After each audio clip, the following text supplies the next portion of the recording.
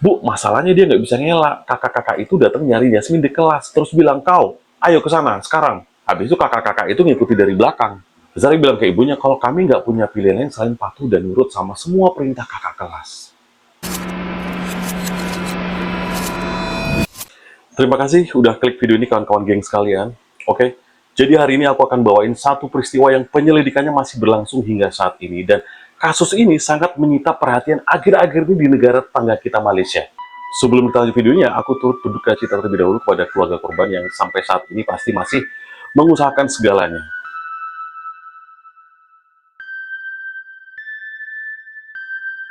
Kasus ini benar-benar gempar, geng, karena bukan cuma hashtag Justice for Zara di sosial media aja yang membuat seluruh warga Malaysia bersatu. Bahkan pada tanggal 14 Agustus 2025 kemarin, kota Sabah itu menghitam, dibanjiri solidaritas ribuan orang yang menuntut keadilan untuk kasus kematian yang menimpa anak di bawah umur. Kenapa kasus ini bisa menyita perhatian sebegitu luasnya di Malaysia, sebegitu masifnya sampai gelombang protes terhadap transparansi penyelidikan ini diikuti lebih dari 10.000 orang. Oke, gak usah lama-lama, kita langsung aja ke ceritanya. Awalnya, kasus ini dilaporkan sebagai kecelakaan jatuh, geng. Tapi karena tidak dilakukan proses autopsi sebelum pemakaman, hal inilah yang nimbulin berbagai macam pertanyaan, termasuk dorongan dari pihak keluarga dan pengacara yang menginginkan proses penyelidikan lebih dalam. Pihak keluarga, terutama ibunya si Zara ini ngerasa ada kejanggalan-kejanggalan. Itulah kenapa dia berupaya menempuh jalur hukum agar penggalian jenazah dilakukan untuk mengungkap kebenaran di balik kematian putrinya.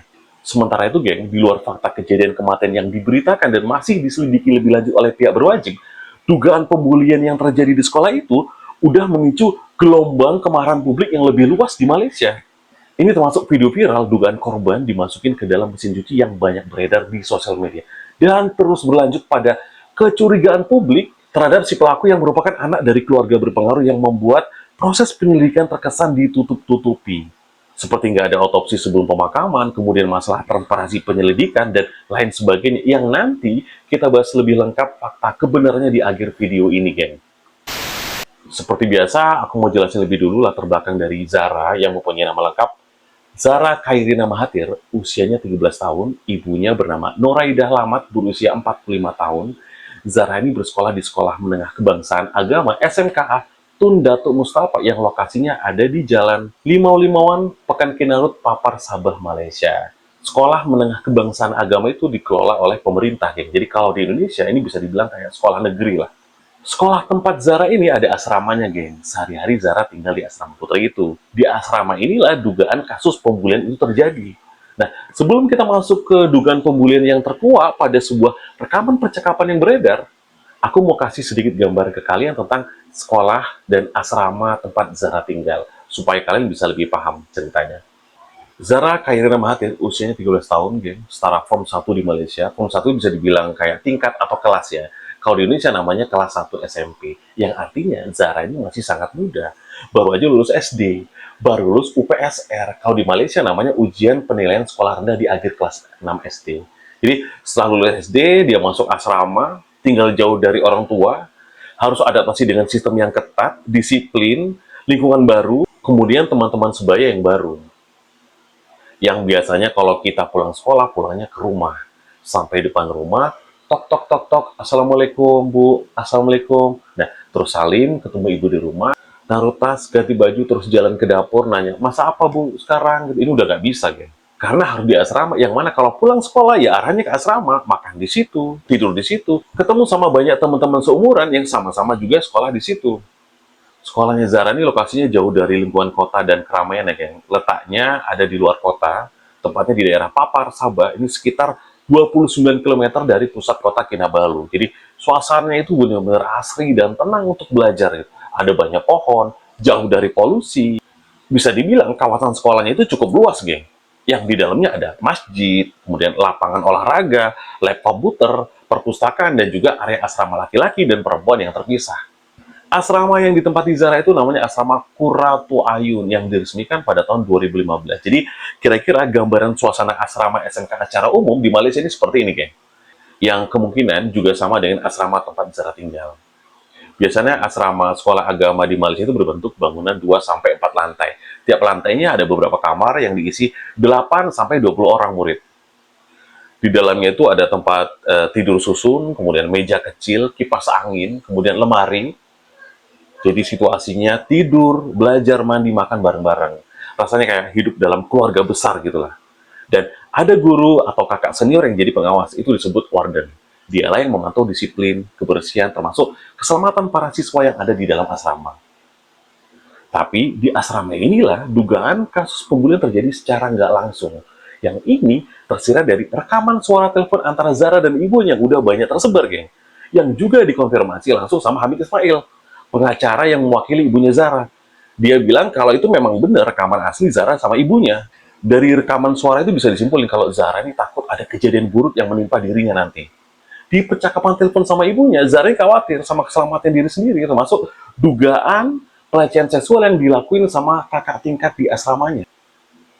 Pas telepon, Zara ini bilang ke ibunya kalau dia takut sama senior yang namanya KM. Dia bilang kalau dia ini takut ketemu KM itu gitu loh. Dia di telepon dia bilang ke ibunya gini, "Bu, aku takut ketemu KM. Kemarin aku minta tolong sama kakak kelas untuk nanyain, apa KM itu masih punya masalah sama aku?" KM bilang, "Iya, aku masih belum maafin Zara." Zara ini benar-benar khawatir kalau ada kejadian buruk menimpa dirinya, geng. Di telepon itu suaranya udah gemeter. Gimana kalau dia bakal ngelakuin itu ya, Bu? Kemarin dia bilang, kalau kau apain kau bakal berdarah kau nanti. Kalau dia gitu gimana ya, Bu? Sebelum kejadian, dia udah nelpon ibunya sebenarnya, geng. Berusaha nyampein tekanan dan ketakutan yang dialami di asrama itu. Mungkin ini adalah salah satu firasat atau kegelisahan yang dia rasain, geng. Dan memang benar tekanan itu ada, karena ada rekaman lagi yang juga dikonfirmasi oleh pengacara keluarga, yaitu Pak Zam Ismail, kalau memang benar, itu rekaman asli punya ibunya Zara. Dalam rekaman ini, Zara jelasin ke ibunya kalau temennya, namanya Yasmin, juga diduga jadi sasaran pelecehan seksual sama siswi senior. Rekaman percakapan telepon yang berdurasi 1 menit 36 detik itu nyeritain sebuah insiden waktu Yasmin dipanggil ke ruang kelas setelah dituduh nyebarin gosip palsu. Di telepon, Zara bilang ke ibunya, "Bu, jangan ngomong apa-apa ya, KM ada di sini." "Ibu tahu nggak waktu ibu telepon tadi malam? Malam itu juga Yasmin tiba-tiba dipanggil ke kelas, Bu." Suara Zara udah panik, geng, waktu ngomong sama ibunya di telepon. Dia lanjutin lagi, "Bu, kemarin Yasmin hampir diapain loh, untung aja aku nggak dipanggil juga." Dia ini jelasin ke ibunya kalau Yasmin dituduh nyebarin gosip tentang siswi senior yang suka sama cowok.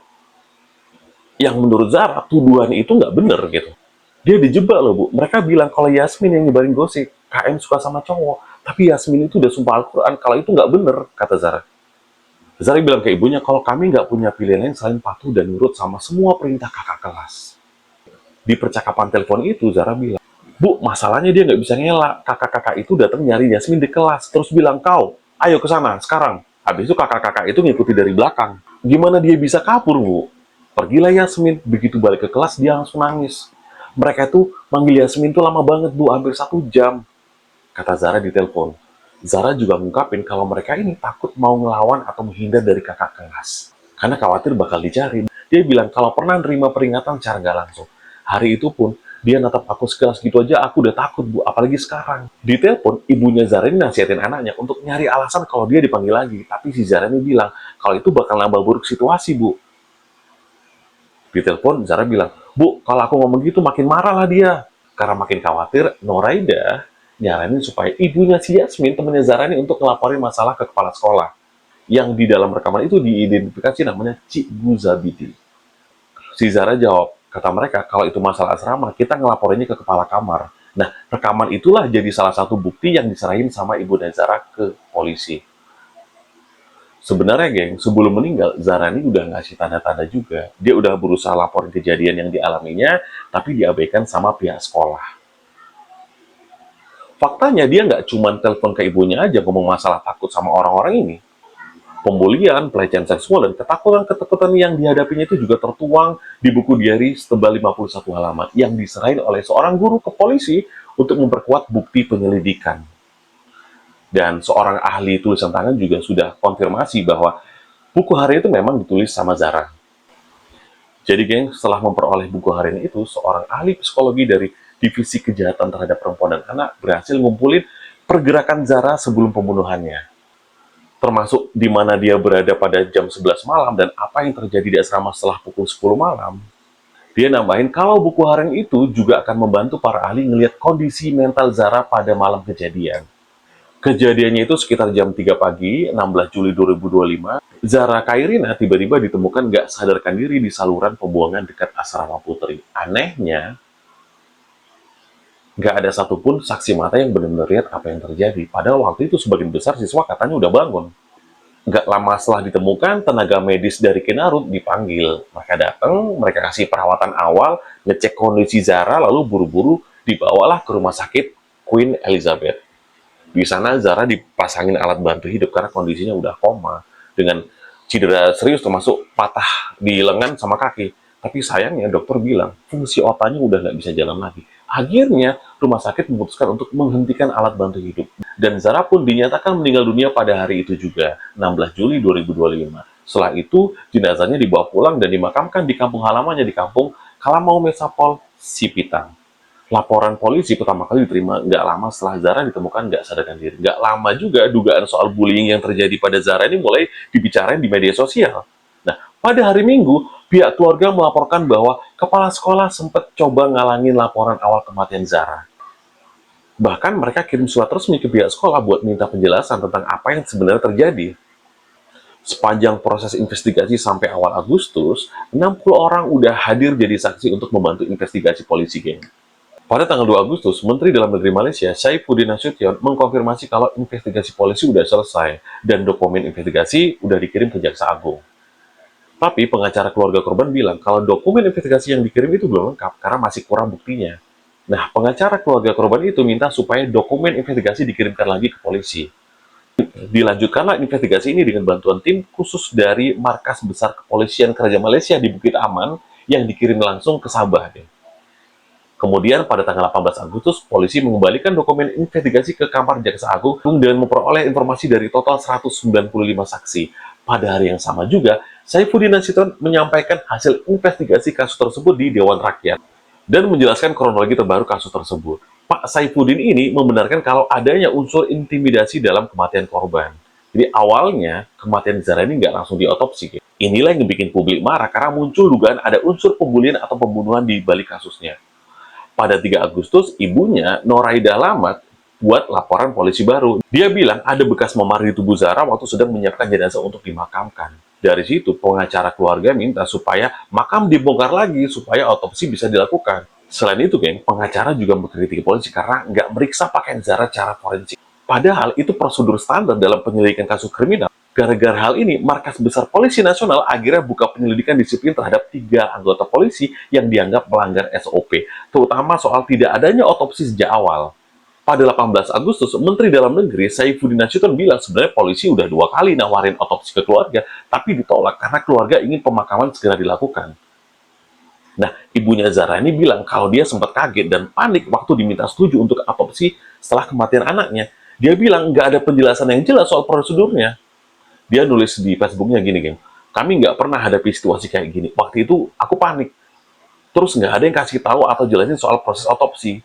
Kalau dari awal kami paham, kami pasti nggak bakal tanda tangani formulir penolakan otopsi itu. Pengacaranya, Hamdi Ismail konfirmasi kalau akun Facebook dengan nama Noye Aida itu memang punya dia. Terus pihak kepolisian Bukit Aman bilang kalau polisi sempat nggak sesuai prosedur karena ngelakuin otopsi. Padahal menurut Direktur Departemen Investigasi Kriminal, Datuk M. Kumar, sebenarnya waktu itu Noraida udah tanda tangan surat pernyataan menolak otopsi yang dikeluarkan rumah sakit. Pada 8 Agustus, Jaksa Agung Malaysia merintahin supaya makam Zara ini dibongkar lagi untuk dilakukan otopsi demi memastikan penyebab kematiannya. Nah, besoknya, geng, tim forensik bersama polisi melakukan penggalian ulang. Jenazah Zara kemudian dibawa ke rumah sakit Queen Elizabeth untuk diotopsi pada hari Minggu. Dan setelah itu dimakamkan lagi di tempat yang sama keesokan harinya. Dokter bilang kalau penyebab kematiannya adalah cedera otak parah, ditambah kondisi otaknya itu kekurangan oksigen dan aliran darah. Hasil otopsi nunjukin luka-luka yang ditemukan itu sesuai sama temuan-temuan sebelumnya. Dan semuanya diduga disebabkan karena jatuh. Pengacara keluarga juga bilang kalau otopsi memang nunjukin ada tanda-tanda luka di tubuh Zara, tapi detailnya nggak bisa dibuka ke publik karena masih bersifat rahasia. Lalu pada 13 Agustus, Jaksa Agung juga merintahin agar dilakukan pemeriksaan resmi. Pengadilan Koroner Kota Kinabalu pun menetapkan 3 September besok ini sebagai tanggal dimulainya sidang pemeriksaan itu, berbarengan dengan pembacaan dakwaan terhadap para tersangka. Dalam proses ini, geng, Ibu Zara dan pihak sekolah diperkirakan bakal dipanggil sebagai saksi. Total ada sekitar 195 saksi yang masuk dalam daftar sidang koroner. Kalau kalian nggak tahu, geng, pengadilan koroner itu semacam sidang khusus yang tujuannya menyelidiki penyebab kematian seseorang. Terutama kalau kematiannya dianggap janggal, misterius, mendadak, atau mencurigakan. Sebelumnya pada 30 Juli muncul sebuah postingan yang viral di internet, geng. Postingan itu bilang kalau sebenarnya kematian Zara itu diatur sama sekelompok pembuli di sekolah yang merupakan anak-anak dari orang penting. Tapi tuduhan itu langsung dibantah sama banyak pihak. Keluarga Zara membantah itu. Polisi sampai pemerintah Sabah juga bantah kalau nggak ada anak-anak orang berpengaruh yang terlibat. Sementara itu, 3 murid yang disebut-sebut jadi pelaku utama, nih dijuluki Kak Wana, Kak Dedeng, dan Tomboy itu juga membantah kalau mereka ini anak pejabat atau polisi. Hal ini dikonfirmasi langsung sama Direktur Pendidikan Sabah. Pada 8 Agustus di Sabah, ribuan orang turun ke jalan untuk keadilan buat Zara. Diperkirakan jumlahnya sekitar 10.000 orang, nyebar di beberapa tempat kayak Tawau, Sandakan, sama Lahad Datu. Tapi ternyata nggak berhenti di situ, deh. Ribuan orang lain juga ikut demo lanjutan di Labuan dan Sipitak. Puncaknya ada di 16 Agustus, tepat di Padang Merdeka, Kota Kinabalu. Masa tumpah ruah. Kira-kira 20.000 orang kumpul dengan satu tujuan, cari kebenaran dan minta keadilan ditegakkan. Jadi nggak cuma di jalan atau di TV aja kasus Zara ini rame, ya. Tapi di sosial media juga panas banget. Nah, di tengah-tengah orang lagi rame bahas, tiba-tiba muncul video serem banget yang katanya korban dimasukin ke dalam mesin cuci. Tapi setelah ditelusuri kebenarannya, video itu adalah 100% hoax. Pelaku penyebaran video hoax ini adalah guru bahasa Inggris yang juga sudah ditangkap pihak kepolisian. Pada 18 Agustus, Jaksa Agung Muhammad Dusuki Mokhtar mengumumin bahwa 5 remaja bakal dibawa ke pengadilan anak Kota Kinabalu. Mereka didakwa atas pelanggaran yang terkait dengan bullying, yaitu mengancam atau menghina. Jadi apakah kelima remaja yang ditangkap itu adalah tersangka pembunuhan Zara? Jawabannya enggak, geng. Anak-anak yang sekarang jadi tersangka itu cuma terkait kasus bullying verbal ke Zara aja. Jadi mereka ini ngeledek, menghina, atau ngomong kasar ke Zara, bukan soal kematiannya. Nah, kematian Zara itu ditangani di kasus lain, lewat proses inquest, semacam penyelidikan resmi buat tahu penyebab pasti kematian. Jaksa Agung juga udah bilang, dakwaan soal bullying ini nggak ada hubungannya langsung sama kasus kematian Zara. Jadi nggak bisa serta-merta dibilang kalau mereka yang bikin Zara meninggal, karena kasus ini memang masih dalam proses penyidikan untuk nemuin penyebab sesungguhnya dari kematian almarhum Zara Khairina Mahathir. Intinya sekarang ada 2 kasus. Kasus yang pertama, bullying verbal yang lagi diproses sekarang. Kasus yang kedua, kematian Zara yang masih diusut lewat inquest. Dua-duanya jalan sendiri-sendiri, geng.